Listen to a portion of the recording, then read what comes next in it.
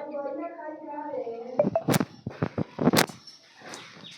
दोस्तों, कैसे हैं आप सब। आशा करते हैं आप लोग स्वस्थ होंगे, मस्त होंगे और अपनी पढ़ाई बढ़िया से कर रहे होंगे। दोस्तों, हम लोग इस अपने चैनल के माध्यम से इतिहास को पढ़ने का प्रयास कर रहे हैं और इसके पहले हम प्राचीन इतिहास के 2 वीडियो पहले ही डाल चुके हैं, जिसमें हमने प्राचीन इतिहास के बारे में बहुत सारी चीज़ें पढ़ी हैं। दोस्तों, इसके पहले का जो हमारा पार्ट 2 है, प्राचीन इतिहास के स्रोत का जो पार्ट 2 है, उसमें हमने ये बताया था कि हम इतिहास को मूल रूप से इतिहास के जो हमारे स्रोत हैं, प्राचीन भारतीय इतिहास को पढ़ने के जो स्रोत हैं वो मूल रूप से 4 हैं, जिसमें धर्म ग्रंथ, ऐतिहासिक ग्रंथ और विदेशियों के द्वारा लिखे गए जो हमारे पास लेखनी है, उसके माध्यम से हम इतिहास के बारे में जानते हैं। और चौथा जो साक्ष्य था वो था पुरातत्व संबंधी साक्ष्य। दोस्तों, उसमें का जो तीसरा सेक्शन था हमारा, जो कि विदेशियों के द्वारा लिखी गई जो चीज़ें हैं, जो विदेशियों के द्वारा पुस्तकें लिखी गई, उससे हम अपने प्राचीन इतिहास को बढ़िया से जानते हैं और उससे बहुत सारी जानकारी प्राप्त होती है। तो जो विदेशियों के द्वारा लिखी गई चीज़ें थी, उसमें भी हम कई प्रकार के अलग अलग देशों के लोगों के बारे में पढ़े थे, जिसमें सबसे पहले हम यूनानी और रोमन लेखकों के बारे में पढ़े थे। उसके बाद से हमने चीनी लेखकों के बारे में पढ़ा, जिसमें हमने इतिसिंग, संग्युकन और वेनसांग जैसे लोगों के बारे में पढ़ाई की, जिन्होंने अपनी लेखनी के माध्यम से प्राचीन इतिहास के बारे में, प्राचीन भारतीय इतिहास के बारे में बहुत सारी जानकारियाँ प्रस्तुत की थी। दोस्तों, उसी के सेक्शन में हम लोग अब आगे बढ़ रहे हैं और उसमें हम लोग अरबी लेखकों के बारे में पढ़ेंगे। तो इससे जुड़ी हुई जो भी पॉइंट्स है वो हम यहाँ पर लिख चुके हैं और उसको बढ़िया से आइए हम लोग थोड़ा सा समझते हैं। दोस्तों, सबसे पहले अरबी लेखकों में जो नाम आता है वो है अल-बरूनी का। अल-बरूनी अरबी लेखकों में सबसे प्रसिद्ध नाम आता है, जिसके लेखनी से हमें अपने प्राचीन इतिहास के बारे में जानकारी प्राप्त होती है। दोस्तों, अल-बरूनी कौन था? तो याद रखेंगे कि अल-बरूनी महमूद गजनवी के साथ भारत आने वाला व्यक्ति था। यह महमूद गजनवी के साथ भारत आया था तथा इसने एक पुस्तक लिखा था जिसका नाम था किताब उल हिंद अथवा तहकीक ए हिंद, जिसका मतलब होता है भारत की खोज। और इससे हमें अपने प्राचीन इतिहास के बारे में जानने में बहुत ही मदद मिलती है। इससे हम अपने प्राचीन इतिहास को समझ पाते हैं, जान पाते हैं। तो याद रखेंगे दोस्तों ये कि किताब उल हिंद अथवा तहकीक ए हिंद, जिसका मतलब होता है भारत की खोज, ये पुस्तक किसने लिखी? तो अल-बरूनी ने लिखी। और ये किसके साथ भारत आया था? तो याद रखेंगे दोस्तों कि यह महमूद गजनवी के साथ भारत आया था। महमूद गजनवी कौन था? तो ये मध्यकाल की शुरुआत की बात है। मोहम्मद बिन कासिम के बाद महमूद गजनवी भारत आया था। तो याद रखेंगे दोस्तों कि महमूद गजनवी के साथ अल-बरूनी भारत आया था तथा इसने एक पुस्तक लिखा जिसका नाम था किताब उल हिंद अथवा तहकीक ए हिंद। ठीक है ना। तो इससे हमें अपने इतिहास के बारे में जानकारी प्राप्त होती है। याद रखेंगे दोस्तों कि इस किताब से किस किस तरह की जानकारियाँ हमें प्राप्त होती है। तो इससे भारतीय त्योहारों के बारे में जानकारी प्राप्त होती है, भारतीय रीति रिवाज के बारे में जानकारी प्राप्त होती है और भारत में चल रही उस समय की जो भी प्रथाएं थी उसके बारे में हमें जानकारी प्राप्त होती है। भारतीय सामाजिक जीवन के बारे में जानकारी प्राप्त होती है। माप तौल और मूर्ति कला तथा कानून और कृषि से संबंधित जानकारी भी प्राप्त होती है, जिसका नाम है किताब उल हिंद, जो कि अल-बरूनी के द्वारा लिखा गया है, जो कि महमूद गजनवी के साथ भारत है। तो ये अरबी लेखक है अल-बरूनी। ठीक है ना। तो इसके बारे में ये सारी जानकारी याद रखेंगे। दोस्तों, एक और पॉइंट इसके बारे में आप याद रखेंगे कि इसने जो भी चीज़ें लिखी उससे राजपूत कालीन समाज के बारे में भी जानकारी प्राप्त होती है। मतलब इसने किताब उल हिंद ही लिखा, तो इससे भी हमें उस समय के राजपूत समाज के बारे में जानकारी प्राप्त होती है। दूसरा जो अरबी लेखक है उनका नाम है इब्न बतूता। इब्न बतूता याद रखेंगे दोस्तों, नाम इब्न बतूता, जो कि अरबी लेखक है। दोस्तों, इब्न बतूता के बारे में जुड़ी हुई जो बातें हैं उसमें है कि अरबी भाषा में इन्होंने एक अपना यात्रा वृत्तांत लिखा जिसका नाम था रिहला। रिहला जो था वो इनका यात्रा वृत्तांत है, जो कि अरबी भाषा में लिखा गया, जिसमें 14वीं शताब्दी के भारतीय समाज के बारे में जानकारी प्राप्त होती है। तो रिहला जो है वो किसके द्वारा लिखा गया? तो इब्न बतूता के द्वारा लिखा गया और इससे भारतीय समाज जो कि 14वीं शताब्दी के समय का है उसके बारे में जानकारी प्राप्त होती है। दोस्तों, इनसे जुड़ा हुआ एक पॉइंट याद रखेंगे कि जब 1333 ईस्वी में जब दिल्ली सल्तनत पहुंचते हैं, तो उस समय दिल्ली सल्तनत पर तुगलक वंश का शासन था और तुगलक वंश का राजा उस समय जो सुल्तान था वो मोहम्मद बिन तुगलक था। जब ये उसके दरबार में पहुंचे 1333 ईस्वी में, तो मोहम्मद बिन तुगलक उनसे, उनकी विद्वता से बहुत ही प्रसिद्ध हो गया और प्रसिद्ध होकर के उसने उनको दिल्ली का काजी अथवा न्यायाधीश नियुक्त कर दिया। तो उनकी विद्वता से प्रसन्न होकर के 1333 ईस्वी में मोहम्मद बिन तुगलक ने इब्न बतूता को दिल्ली का काजी अथवा न्यायाधीश नियुक्त कर दिया। तो ये इब्न बतूता से जुड़ा हुआ एक पॉइंट आप याद रखेंगे, ठीक है ना। तो इब्न बतूता का संबंध किससे है, तो मोहम्मद बिन तुगलक से है, ठीक है, जिसको उन्होंने काजी नियुक्त किया था। अलबरूनी जो कि मोहम्मद गजनी के साथ भारत आया था तथा इसके द्वारा लिखी गई पुस्तक का नाम है किताब उल हिंद अथवा तहकीक ए हिंद, जिसका मतलब होता है भारत की खोज, ठीक है, जिससे भारतीय रीति रिवाज, प्रथा, सामाजिक जीवन, कृषि, कानून, मूर्तिकला इत्यादि के बारे में जानकारी प्राप्त होती है। और दूसरे जो अरबी लेखक हैं उनका नाम है इब्न बतूता, जिन्होंने अरबी भाषा में अपना पूरा यात्रा वृत्तांत लिखा, जिसका नाम है रिहला। जो पूरी यात्रा वृत्तांत रिहला नामक पुस्तक में संग्रहित है, जिसमें 14वीं शताब्दी के समय भारतीय समाज के बारे में जानकारी प्राप्त होती है। और जब ये 1333 में मोहम्मद बिन तुगलक के दरबार में पहुंचे तो उनकी विद्वता से प्रसन्न होकर मोहम्मद बिन तुगलक ने उन्हें दिल्ली का काजी अथवा न्यायाधीश नियुक्त कर दिया, ठीक है। तो ये पॉइंट आप याद रखेंगे। दोस्तों यहाँ पर हमने एक नोट लिखा है, नोट के बारे में ये थोड़ा सा एक पॉइंट है, आप याद रखेंगे। तारानाथ एक तिब्बती लेखक हैं। तारानाथ एक तिब्बती लेखक हैं जिन्होंने 2 पुस्तकों की रचना की। एक का नाम था तंगियूर और एक कंगियूर और तंगियूर। ये किसके द्वारा लिखा गया, तो तारानाथ के द्वारा लिखा गया। और इसमें भी भारतीय इतिहास के बारे में बहुत सारी चीज़ें लिखी गई हैं, जिससे भारतीय इतिहास को जानना थोड़ा सा आसान होता है। तो क्वेश्चन केवल इतना पूछा जाता है कि तंगियूर और कंगियूर का संबंध किससे है, तो तारानाथ से है। और ये कौन से लेखक है, तो तिब्बती लेखक है, ये भी आप याद रखेंगे।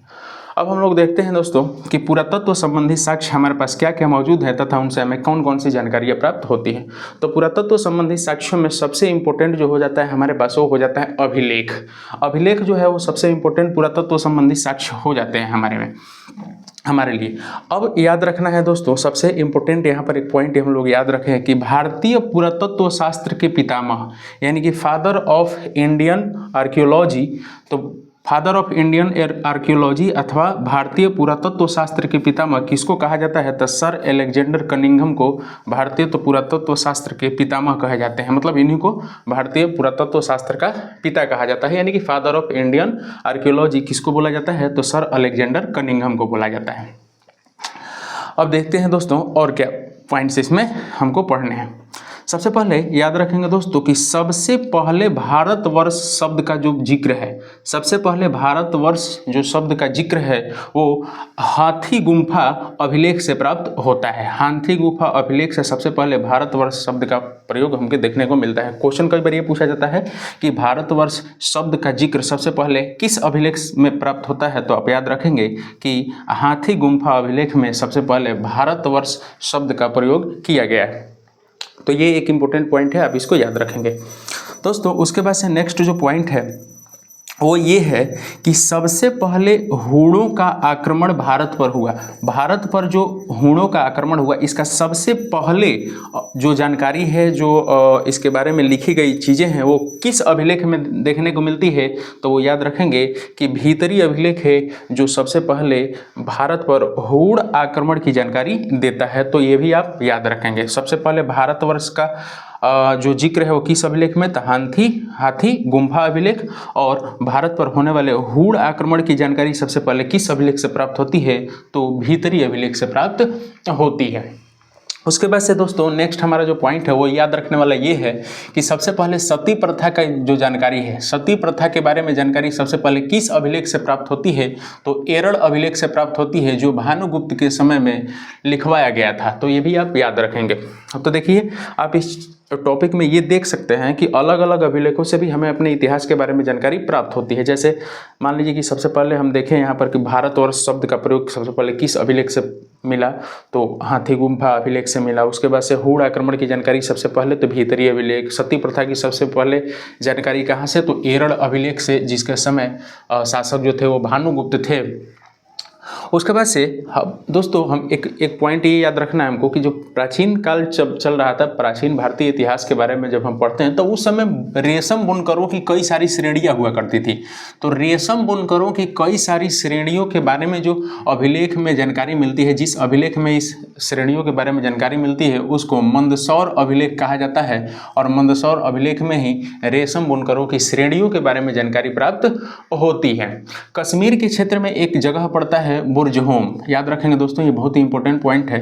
कश्मीर के क्षेत्र में एक जगह पड़ता है जिसका नाम है बुर्जहोम, और ये वही जगह है जहाँ पर सबसे पहले हमारे इंडियन जो आर्कियोलॉजिस्ट हैं, चाहे जो भारतीय पुरातत्व शास्त्री हैं, उन्होंने गर्तावास के साक्ष्य प्राप्त किए हैं। तो सबसे पहले गर्तावास का जो साक्ष्य है वो कहाँ से प्राप्त होता है, तो बुर्जहोम से होता है। अच्छा, गर्तावास क्या होता है दोस्तों?